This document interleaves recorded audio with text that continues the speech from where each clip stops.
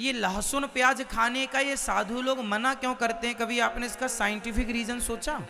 कारण, लहसुन प्याज वैसे तो आयुर्वेद में औषधि है।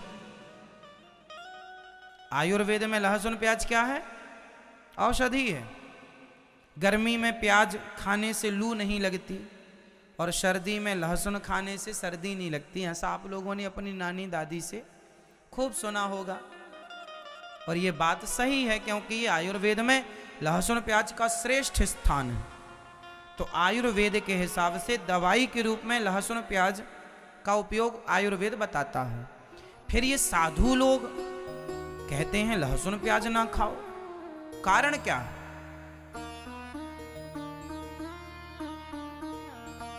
क्यों नहीं खाना चाहिए लहसुन प्याज, आप बताओ। हाँ, आपसे बैठे बैठे उत्तर दो, बिंदास बोलो। लहसुन प्याज का गुण क्या है? लहसुन प्याज जो है ना, शरीर में जाकर शरीर को अत्यधिक वह विचलित करता है, उत्तेजित करता है।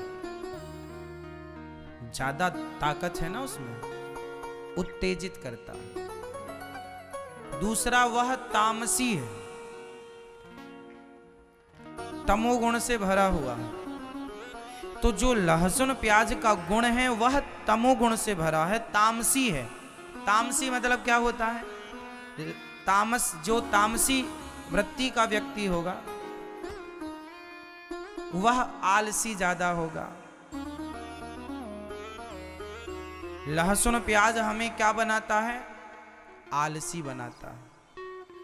और केवल आलसी नहीं, आप समझिएगा, लहसुन प्याज दोनों शरीर को उत्तेजित करते हैं। क्या करते हैं? उत्तेजित करते हैं। तो जो भक्त होता है वो अपने शरीर को शांत रखना चाहता है, वो अपने मन को शांत रखना चाहता है, और लहसुन प्याज गई अंदर उत्तेजित करती है। तो उत्तेजना से जो साधु संतों का तेज है वह बिगड़ जाता है, उनका ब्रह्मचर्य बिगड़ने की संभावना बढ़ जाती है। इसलिए साधु संत कहते हैं भाई हम वो खाएंगे जिससे हमारा शरीर उत्तेजित ना हो। खान पान में कंट्रोल क्यों भाई? जिसे बहुत भोग भोगना है तो आप तो उत्तेजित खाओ, और जिसे मन को साधना है, कंट्रोल करना है, वो अपने खान पान को कंट्रोल करता है। एक कहावत सुनी होगी आप लोगों ने, मैं सुना देता हूं, गांव की है, पता नहीं आप जानते कि नहीं। दाना दुनका जो खाएं उन्हें सतावे काम,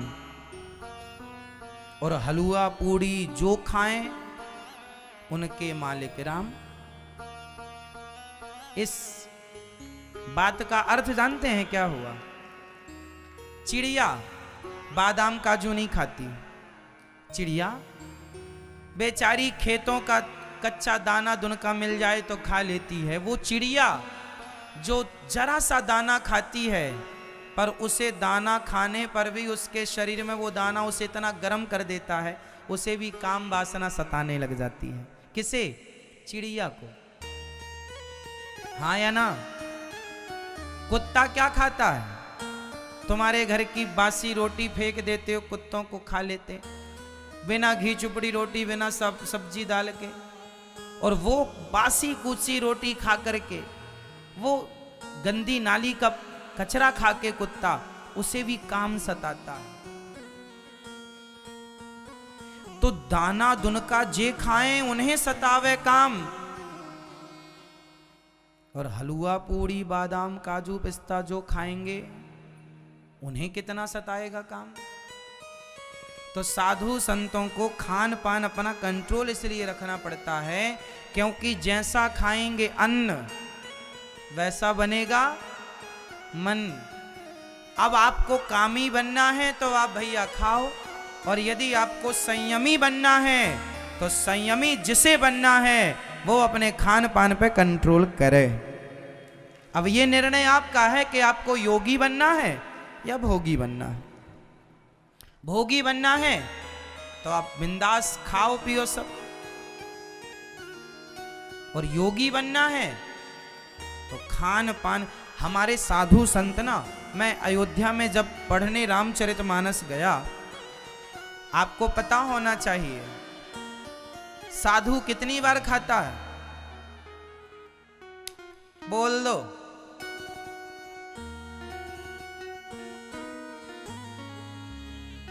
जो 2 बार खाए वो साधु हो ही नहीं सकता। 1 बार खाए योगी, 2 बार खाए भोगी और 3 बार खाए रोगी। जो योगी है वो कितनी बार खाता है, जोर से। ये दास अनिरुद्ध ने अभी से हम 1 बार 1 टाइम ही खाना शुरू कर चुके हैं। जब कभी ज़्यादा वर्क हो जाता है, ज़्यादा काम कर लेते हैं, ज़्यादा भूख लगती है तो 2 बार खा लेते हैं, बट कोशिश करते हैं कि 1 ही बार खाएं। तो ये दास आपके सामने बैठा है। आज भी हमने जरा सी सलाद खाई, जरा सी सब्जी और जरा सा चावल खाया, बस खा लिया ना। अब हो गया रात्रि तक फुल, रात को नहीं खाएंगे, 1 बार ही खाते हैं। हाँ, ऐसा नहीं है कि हम योगी हैं, नहीं, हम 2 बार भी खा लेते हैं जब हमें ज़्यादा भूख सताती है तो खा ले। कोशिश कंट्रोलिंग, मतलब अभी से शुरू कर दिया अभ्यास करना कि भाई 1-2 साल में हमें आदत पड़ जाएगी। अभी से करेंगे तब ना आदत पड़ेगी। तो अभी से हमने शुरू कर दिया है, लाइन में लग गए हैं योगियों की पीछे लाइन में। अब कभी ठाकुर जी कृपा करेंगे तो लाइन में लगे हैं, शुरुआत कर लिए हैं, अपने आप को संतुलित करने की शुरुआत कर लिए हैं। अब आगे हरी इच्छा। हम अपने मन को, अपनी वाणी को तो जीत नहीं सकते, जो ठाकुर जी चाहेंगे वही होगा। फिर भी कोशिश अपनी ओर से चालू है। खाने में कंट्रोल, हम व्यर्थ का नहीं खाते। हमें पिज्जा बिल्कुल पसंद नहीं, बर्गर बिल्कुल पसंद नहीं, चाउमीन बिल्कुल, आप 56 भोग बना के रख दीजिए, बिल्कुल पसंद नहीं। ये देखो भगवान भी आ गए, देखो भगवान भी कह रहे हैं आप भी योगी बनो, कम खाओ।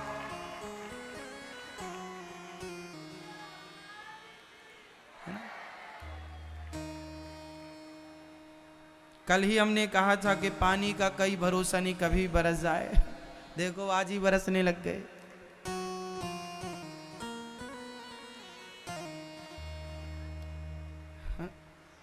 तुम चलो आनंद लो बारिश का, अपन तो कथा सुने मस्त। तो हमें किस पर कंट्रोल करना है, अपनी जिह्वा पर। अच्छा एक बात बताओ, 1 बार जो खाए वो कौन, जोर से, योगी। 2 बार खाए भोगी, 3 बार खाए भोगी, 3 बार खाए। जो ज्यादा बार खाता है, ज्यादा खाता है, वो रोगी होगा। कई लोग ना दिन भर खाते हैं, दिन भर पगुराते ही रहते हैं, दिन भर चबाते, जो मिले वो खा लिया। ऐसा नहीं लगता कि उनका पेट है, ऐसा लगता डस्टबिन है, कुछ भी डाल दो। अरे पेट के साथ पेट की तरह व्यवहार करो। बेचारा पेट है, उस पर दया करो। छोटा सा पेट है, इतना रखने की जगह है उसके पास, और आप इतना ठूस देते हैं। ये भी नहीं, पेट बेचारा यहां से मुंह फुलाए रोता, सब ठूस रहे हैं।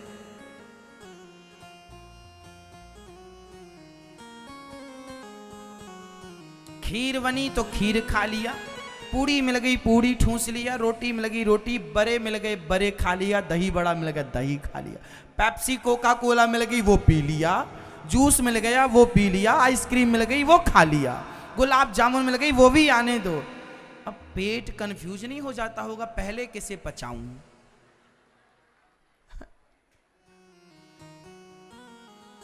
चाय पी लिया और चाय पीने के 2 मिनट बाद आइसक्रीम खा लिया। पेट कंफ्यूज है, पहले गर्म बाद में ठंडा, वो पेट बेचारा तड़फड़ा रहा है।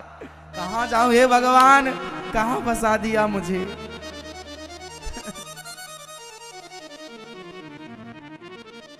मतलब आज हमारे देश में 95% लोग ऐसे हैं हमारे भारत देश में जिन्हें खाने पीने का कोई ज्ञान नहीं है।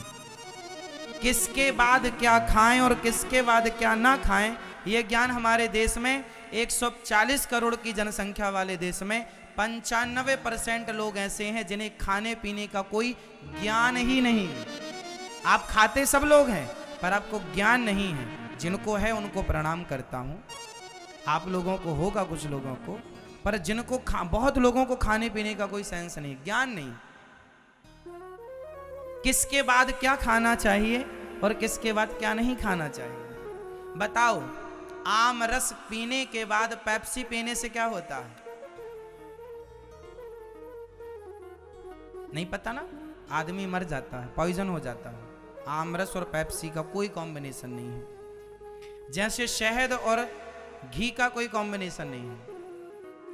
आप घी भी अमृत है और शहद भी अमृत है, दोनों को पी लो मर जाओगे, पॉइजन हो जाएगा।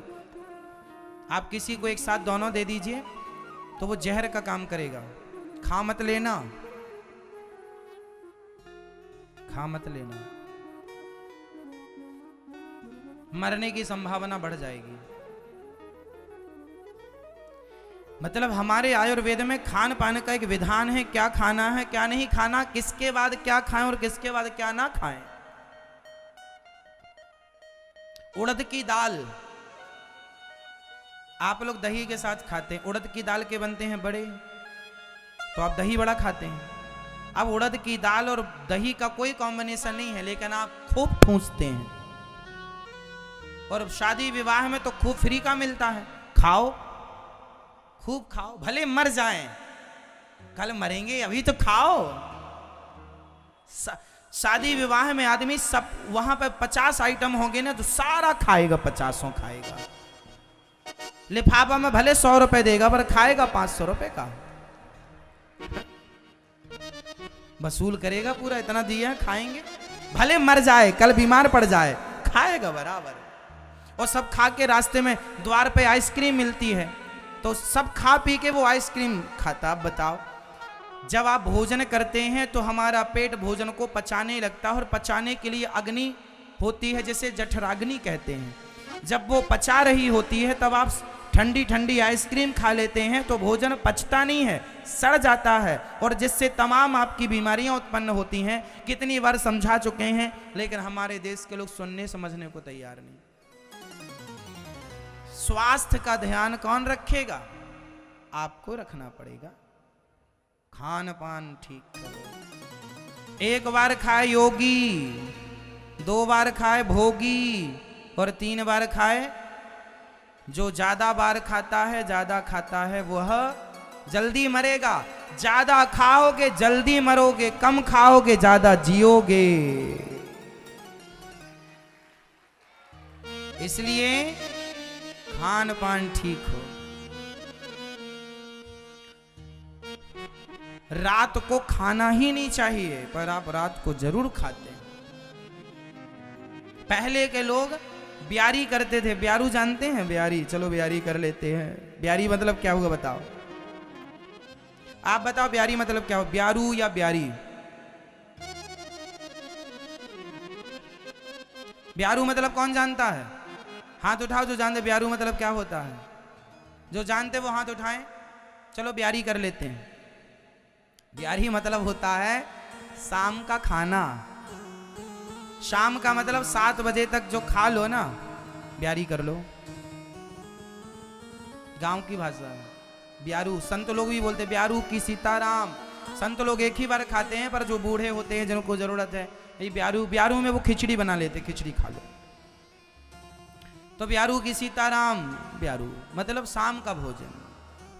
और पहले के लोग ना 8 बजे तो सो जाते थे रात को। आज भी गांव में, आज भी हमारे गांव में 7:30 8 बजे पूरा गांव सन्नाटा हो जा, सब सो गए 8 बजे। 6 7 बजे तक खा पी लिया, सूर्य अस्त हुआ कि भोजन प्रसादी हो गई। सूर्य अस्त के आधा घंटा के अंदर भी, वैसे सूर्य अस्त के बाद भोजन नहीं करना चाहिए, फिर भी यदि आपको इमरजेंसी खाना है तो सूर्य अस्त के आधा घंटा के भीतर, 1 घंटे के भीतर खा लो। जो रात को 8 बजे के बाद आप खाते हैं वो तो बिल्कुल गलत है। आयुर्वेद के हिसाब से बोल रहे हैं हम सारी बातें। तो भक्तों को क्या करना चाहिए? लहसुन प्याज इसलिए नहीं खाते क्योंकि तामसी है और वो भक्तों की जो भक्ति में है ना बाधा उत्पन्न करता है, इसलिए साधु संत ना हल्का फुल्का खाते हैं। साधुओं का भोजन कभी देखा आपने? ना देखा होगा। हमने खूब खाया है, देखा है, संतों के बीच में रहे हैं। संतों में पंगत लगती है। संत लोग एक बार खाते हैं सवेरे, केवल 1 बजे, उनका दोपहर 12-1 बजे भोजन होता है। जब हम अयोध्या जी में थे, संतों के साथ रहते थे, तो दाल परोसी जा रही है। दाल का पानी पानी था। दाल एक भी दाना आप ढूंढेंगे मिलेगी नहीं, दाल का एक दाना नहीं मिलेगा आपको, सिर्फ दाल का पानी है ना। और रोटी सूखी, कोई घी भी नहीं, सूखी। चावल, रोटी, चावल, साग में आप लोग तो आलू का पत्ता निकाल लेते हैं, आलू का छिलका उतार ले। साधु संत काहे का छिलका उतारे हैं? कहाँ फुर्सत, भजन करेंगे छिलका उतारेंगे। स्वाद के लिए खाने वाला, स्वाद एक होता है स्वाद के लिए खाना और एक होता है पेट भरने के लिए खाना। तो कौन सा खाना ठीक है? जोर से स्वाद वाला खाना भोगी खाता है और पेट भरने के लिए केवल योगी खाता है। उसे कोई मतलब नहीं कि आलू में छिलका है या उतर गया, वो अपना खाया पिया मस्त। दाल का पानी साहब, मुझे याद है मैं खाया हूं। वो जो अयोध्या जी की दाल है, वो दाल के आगे आज का 56 भोग फेल है। वो दाल, वो साग, वो रोटी, वो संतों के हाथ से जो प्रसादी मिलती है, भगवान जी का प्रसाद, उसके आगे सारे आज के, मैंने उतना स्वादिष्ट भोजन वहां के बाद आज तक किया ही नहीं। ये समझ लो मेरी लाइफ में, मेरे बचपन में जो साधु संतों के बीच में खान पान रहा है, उसके बाद वाला वो खान पान कभी मिला ही नहीं। क्योंकि वो साधुओं के हाथ का प्रसाद था और वो अलग ताकत थी। कुल मिलाकर ये समझो कि साधुओं का जो आज भी रहन सहन खान पान है, बड़ा सात्विक है।